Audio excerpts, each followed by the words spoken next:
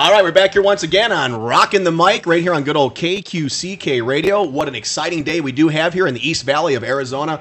Having a great day. It's a beautiful, warm, sunny day, and we're excited because we are back here once again, like we said, on Rockin' the Mic. Brian Shank hanging with you here across the board from me. Joe C. How you doing, Joe? I'm great. How are you? Hello, John. Thanks for coming on today. We're going to have John on in just a moment or two. Oh, got you there, man. And we can't wait because we are very pleased to have all the great rock and roll stars we've had on the show. But this one really is special because we grew up, you and myself, Joe, as huge Hall & Oates fans. And if you look at some of the music we just played here, Kiss on My List, Rich Girl, She's Gone, Did It in a Minute. I mean, there's so many hits, and we're going to talk about that in detail. And speaking of which, my next guest today is one of the most recognizable names in rock and roll.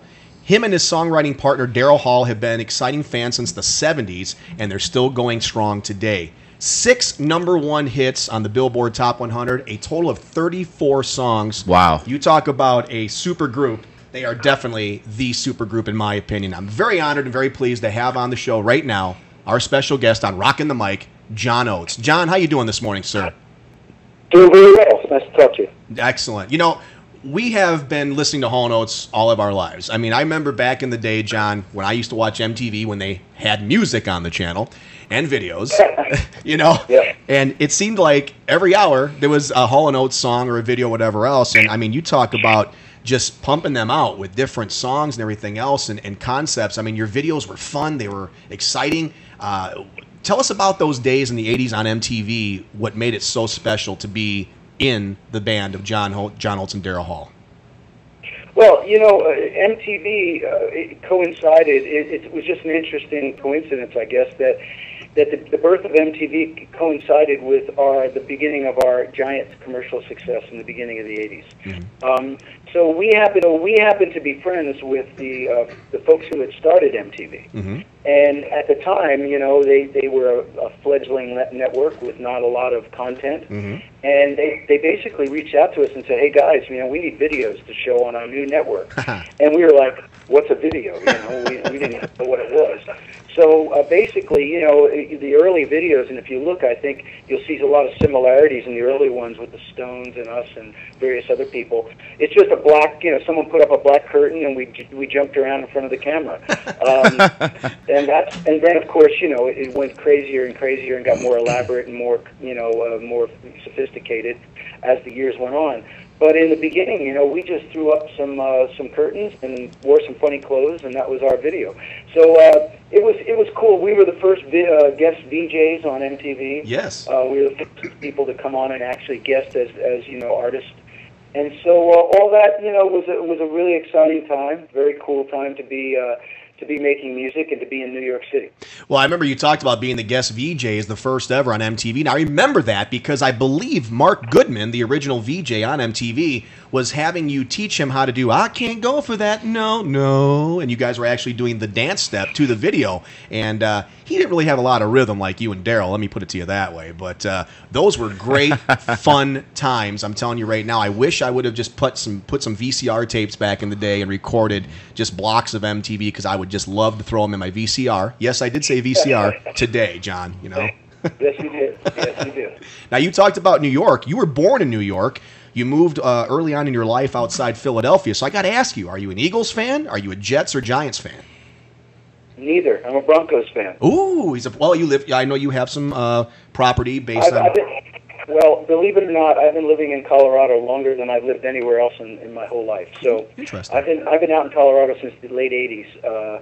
So I'm an official transplanted Denver Broncos fan. Well, there you go. Hey, why not? Peyton Manning behind the helm there. Went to the Super Bowl last year. And, you know. It's a good time to be a Broncos fan. Absolutely. Yeah, you sure show. That was a close game last week, too, man, between you guys and the Colts. What a comeback on those guys. But you held on tight. The defense prevailed, baby. That's what's all counts. Broncos will be good. They'll be good this year. Absolutely. I totally agree with you. Now, I read a little bit on your bio, and I was really enjoying what I was reading because a lot of the music that you grew up listening to and watching and everything is a lot of my interest as well. And I found it interesting. My first concert of all ever when I was 12 years old was Judas Priest. Your first concert, from what I read, was Bill Haley and the Comets. Is that correct? That's correct. Wow, what a great band to see for your first concert. What do you remember from that? I mean, when you saw them in concert, were you like, "This is what I'm going to do for the rest of my life"? Yeah, I mean, I was only 4 or 5 years old. Oh, okay. It was when we first moved from. My family took us from New York to the small town in Pennsylvania, and my sister was just born. She was a newborn, and I was maybe 4 or 5, and they took me to an amusement park, a local amusement park, a very small amusement park, and Bill Haley and the Comets were playing in the band shell outdoors on a summer night, and I remember walking, being this little kid, and I walked down to the front of the stage and just stood there, and I was blown away. And they played Rock Around the Clock, I'm sure. Sure. And I don't remember a lot, but I know it was Bill Haley and the Comets, and that was it was one of the things that really got me. And I was singing from the time I was a little baby, and so I began to take guitar lessons when I was 5 or 6. Wow. And in first grade, and I started guitar lessons, and I went on from there. So it was just in my blood. I guess a natural thing for me. Oh, yeah. I mean, you think about some of the musicians who have been so successful like yourself and Daryl. I mean, I do think that's a born talent that you're not just going to, have everybody's going to possess that. And I have to break away a little bit from Daryl Hall and John Oates compilation here and talk about your new record, because this was out here in March of this year, 2014. It's called The Good Road to Follow. 3 discs, 15 tracks. I really, really enjoy this record, John. This is a really nice bluesy type of soulful type of record. Each song is different. I really, really like every song on there. I think that if you listen to this album and you didn't know who was on this album singing, and then they told you it was John Oates, you'd be like, no way, this is John Oates singing. I mean, because this sounds so crisp and new and fresh, but yet it has a lot of influence of the bands that you grew up listening to. I mean, I can really tell, like, there's some Temptations involved in there, a little bit of Sam and Dave, Otis Redding. There's just a lot of nice mixture there in this record. It's phenomenal. I love it. Well, thank you. I appreciate it. I'm very proud of this record. I really wanted to go all out to make, and the fact that you said, you could listen to every track, that was what was important to me. Even though in the way the music world has gone today, and the way people listen to their singles and their personal playlists, I really wanted to make an album that stood up as an entire piece of work. And I know it's probably bucking the trend and going against the times, but that's okay. And I'm lucky enough to be in a position where I can do that sort of thing, because I have my own label and I can make the kind of records I want to make. But I'm very proud of the collaborations and the cool people that I got to work with, and everyone put so much effort into that. Very, very proud of it. Oh, absolutely. And if you guys have not had a chance to check this out, go on to the website, johnoates.com. You can buy it right off of there. You can go to Amazon, iTunes. It's all there. There's just so much great stuff here that you can listen to and look on your website. I mean, I was really enjoying reading your bio and looking at some of these old photos and the videos and just the different merchandise that you have. To this day in 2014, you and Daryl Hall are still touring as Daryl Hall and John Oates. And I read an interesting little clip that you had in an interview, and I want to just kind of bring it up to the point here, is that you had mentioned that you really don't care for being referred to as Hall and Oates. And yet, and on all of your records, it doesn't say Hall and Oates. It says Daryl Hall and John Oates. Is there any kind of reason why that you prefer that compared to what people know you as being Hall and Oates? Yes, because it's actually it's important to us. It seems like it seems like maybe insignificant to the world, but to us it's actually important, because when Daryl and I started, we felt like we were two individual songwriters and performers who decided to work together. And that's how we've always looked at each other. And even to this day, as you said, every album we've ever done has said Daryl Hall and John Oates, because we wanted to make sure that people understood that we were two guys who like to work together, and we do something very special together, but at the same time we have our own individual, careers and things like that. So Daryl's done numerous solo albums. I've done numerous solo albums. Daryl's got his TV show, which is doing really well. I've got various other projects I'm doing. I just did a new DVD for the Good Road to Follow album. So this is just an important point that we make, a distinction that we like to make, and like I said, we still enjoy working together, but we love what we do separately as well. Absolutely. I think that's important as a musician and an artist such as yourself. And we are speaking to John Oates right here on Rockin' the Mic on good old KQCK Radio. Brian Shank and Joe C. hanging with you here, and we're very honored to have you. Going back to that album, Good Road to Follow, I like how you broke it down into 3 separate discs, Route 1, Route 2, and Route 3. And on Route 1, I think I just really fell in love with that particular side. Believe in Me is a tremendous song, and I really like the message and the inspiration in the song Pushing a Rock Uphill. I mean, when you listen to the way you sing the song and just really make someone feel how they're feeling in that song particularly, I was blown away because I'm like, you need some help, you need to have someone lend a hand, I mean, we all have our battles. It's hard to do this, it's hard to do that. I mean, I just really, really do like this record a lot. Well, thank you. I try to have a positive message, in these songs. It's important to me to try to say something, that's important, but at the same time, say something that that appeals to people on a kind of popular level as well. That song, "Pushing a Rock Uphill," my wife actually gave me the inspiration for that. Really? And we started talking about how tough it is out there for everyone, regardless of wherever you are in life, whether you're young, old, rich, poor, whatever it might be, there's still challenges that we all face. And I wanted to try to address that. And I worked on that song. I co-wrote that and co-produced it with Nathan Chapman. Now, Nathan Chapman is the guy who did the first 4 Taylor Swift albums. Oh, wow. And he was one of the first people that I got to work with in Nashville way back in the early 2000s when I first came to Nashville. And he's a great guy, and we've always wanted to do something together. And when I came up with that idea for that song, I just thought he was the perfect person to work on it with me. And we got together, we wrote it, and we really went for an honest, real approach. That vocal that you hear, that's me basically singing in his little home studio, one take, basically. Wow. That's the vocal.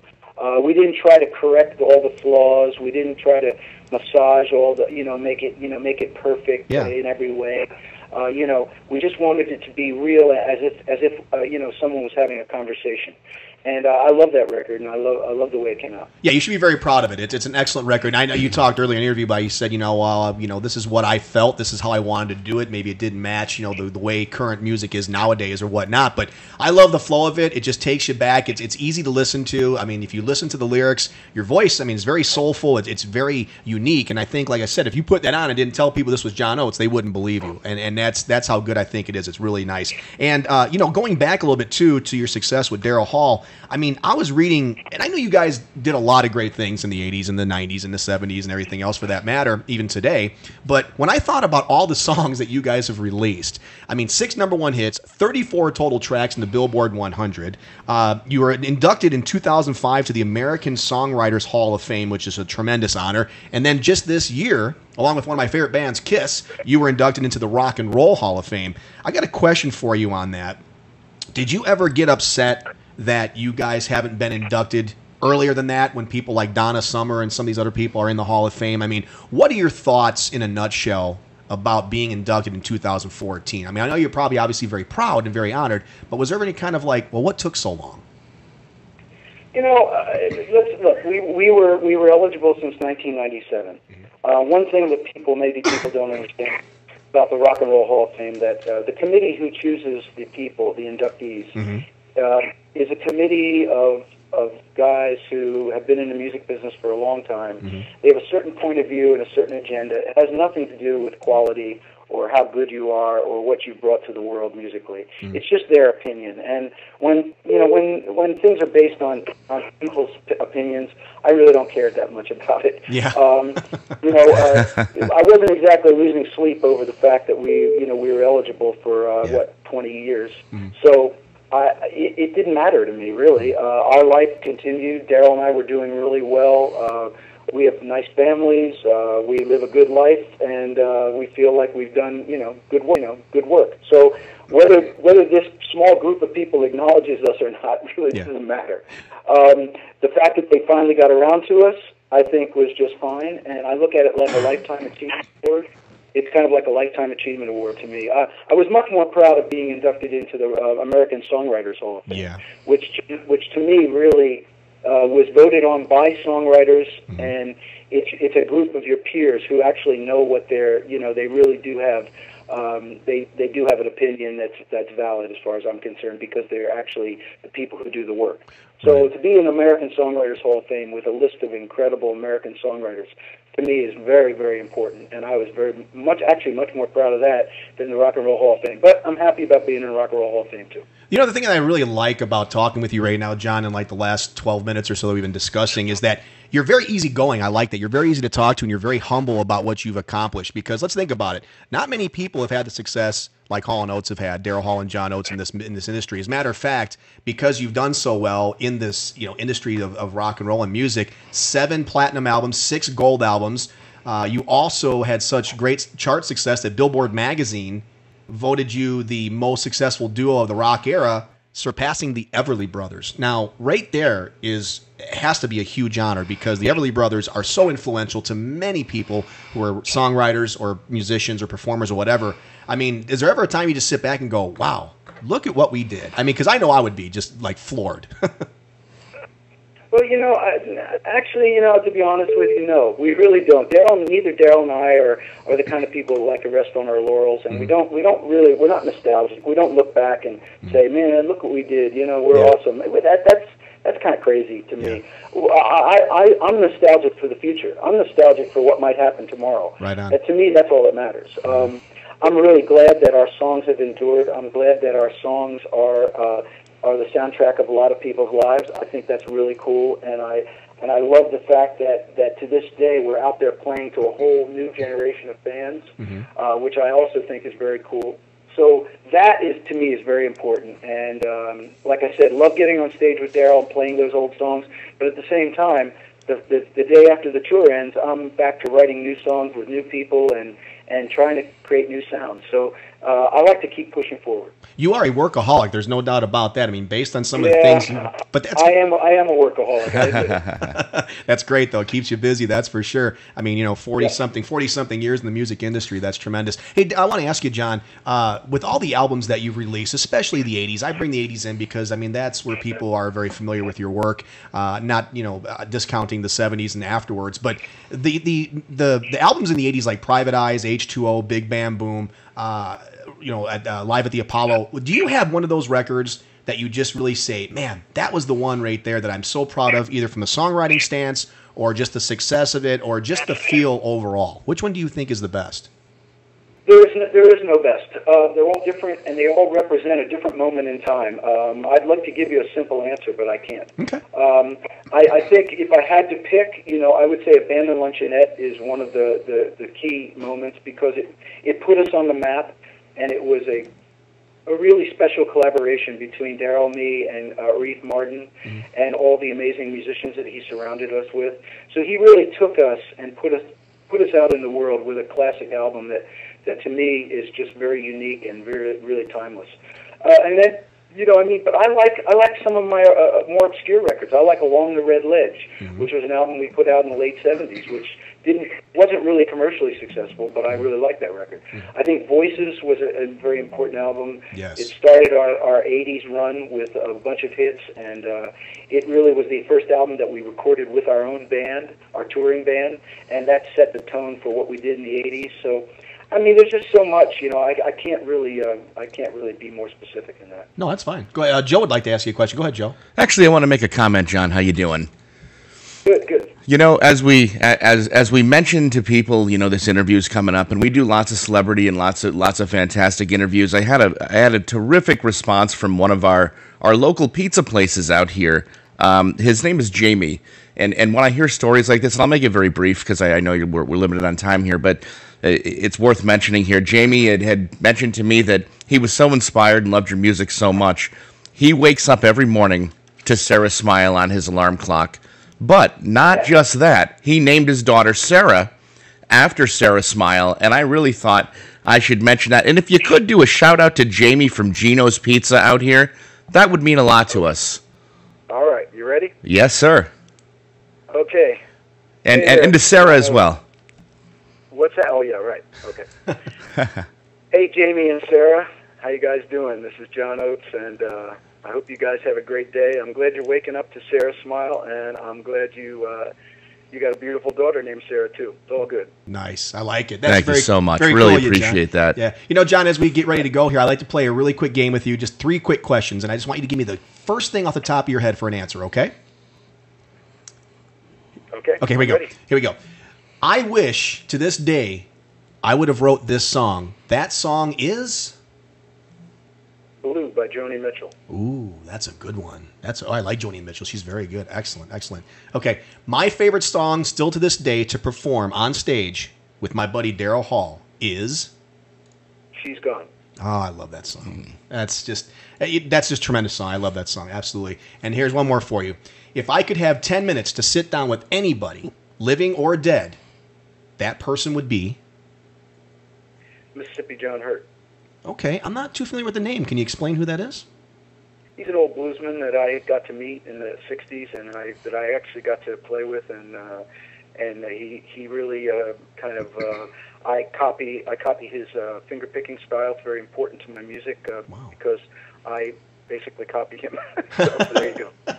Well, that's a good, honest answer. I like that very much. I know, John, we're kind of running near the end of our time here that we have allotted with you here. I know you got a very busy day ahead of you and a lot of things to do. But just on behalf of everybody here at KQCK and all the fans who are listening to our show, we just want to say thank you for all the wonderful music and all the wonderful memories you've given us over the years with you and Daryl and your solo, obviously, albums and whatnot. A good road to follow. Go check it out. Amazon, iTunes, it's out there. Right on John Oates' website. You can find all the information about that, johnoates.com. A tremendous honor, John, for you to be on our show today, and we really appreciate your time. We wish you nothing but the best of luck and health in your future and continued success, my friend. Thanks, man. I appreciate it. Not a problem. And John, I listen to you every day with my wife when we have our morning hot tub soiree. We listen to some of your music. Okay, so now you're talking. Oh hell yeah, we love you, man. We love you. We appreciate you coming on KQCK and taking care of us out here. And he's not lying about that. I've seen him in the hot tub. It's not a pretty sight, but I've heard. I don't even want to imagine. He's fully clothed, I swear. Cut it out, Brian. John, take care. Again, thank you so much, and God bless you, my friend. Have a good day. All right, thank you, guys. Thank you. Bye-bye. There you go. John Oates from Daryl Hall and John Oates, the great music duo that we've grown to love over all the years. And tremendous interview, man. It was really nice to hear about What a great guy. Yeah, great guy. You know, like I told him, too, and I know that he says, well, you know, it's not that's something I look back on. But I guess from a fan standpoint and someone who has grown up listening and loving their music, I would think I look back and just go, man, look what I did. But I loved his answer because he also said, you know, we're looking towards the future and what happens tomorrow. I thought it was great. That's how these artists sustain so many years. Yeah. I mean, I guess you've got the artist mentality that they'll play their music and have their hits and then be done. But these people, they are music. Right. They just are music. Yeah. Exactly. And they're timeless. Yeah. You know? I also want to say something off the record here, too. I was going to mention during the interview, but I know we had some limited time and whatnot. But I also want to just thank, and again, I really appreciate everybody at the Wolfson Group here in California who helped us set this up with Paul Dean and Mike Reno of Loverboy and now with John Oates. Anthony Gutierrez, a great, great guy. I really look forward to sitting down and having a beer with him one day. I'll even buy the beer, Anthony, okay? I'll be happy to buy a six-pack for us. But Anthony and the guys over there at Wolfson Entertainment, they are tremendous people, such professional, and John Oates and Paul Dean and Mike Reno of Loverboy, they should be very lucky to have them representing them because they do a tremendous job, and we really, really appreciate everything they've done for us, especially bringing some great artists and musicians to this wonderful show, Rockin' the Mic. And I was actually very kind of nervous about this interview because usually I'm pretty low-key and I'm easygoing and stuff like that, but knowing that you were going to have John Oates from Hall & Oates, I mean, that's a pretty special interview, and I hope you guys really enjoyed that. We dug a little bit into his solo stuff, into what it meant for him back in the 80s and what he's doing now. I think in 20 minutes there, we had probably one of the better interviews anybody could ask for. And you know what? I'm so glad when fans and friends come forth and tell their stories about, you know, because I named my daughter after a Marty Robbins song, El Paso, Felina, right? Yeah. So when I hear that he named his daughter Sarah, I had to tell John Oates that, dude. That means a lot to me personally. Those kind of things touch me. Yeah, well, you know, it's funny you say that because, and this is going a little bit off subject, but in the same realm is that my favorite, I should say my favorite comedy sitcom show of all time is The Honeymooners. Jackie Gleason, of course. And when I was having my first daughter, my wife, I'm sitting there, we're trying to think of a name. You know how it was. Nothing's hitting, nothing's clicking. We're both disagreeing, blah, blah, blah, blah. And in the beginning of The Honeymooners, it's a quite simple introduction. It's like Jackie Gleason, The Honeymooners, with the stars, Art Carney. And then it goes, Audrey Meadows. I'm going, that's it. Boom. Right after Audrey. No wonder you named your daughter Art. No, that's not her name. It's Audrey. Oh, I'm sorry. Yes, geez, it's not Jackie either. But that's the inspiration, you know, when something means so much to you. Right, like now that, I got you. There is a connection. Absolutely. There. And with your friend there, Jamie, who named his daughter after Sarah Smile. I mean, that's tremendous stuff, and that's great. And we really thank John for that awesome shout out to that because that was cool. I wish John had done a shout out to us, but you know, I like to think I like to take care of other people. You know, we get to talk to the artists, we get to hang out on occasion, do different things like that. But I just really like to. I like to bring it to the next level. Right. It's all about taking care of the fans, taking care of the people out there. It really is. That's why we're here, man. I tell you what, again, thank you so much, John Oates from Daryl Hall and John Oates there, Hall & Oates. A great, great interview. I hope you guys really like that. And what we're going to do is we're going to go ahead and just kick right back into the music. And I would say one thing, Joe. Leave me alone. I'm a family man, and my bark is much worse than my bite. Going back to the music right now. Family Man by Hall & Oates. I love this song. It just makes me feel warm all over. And I got to tell you, here it is.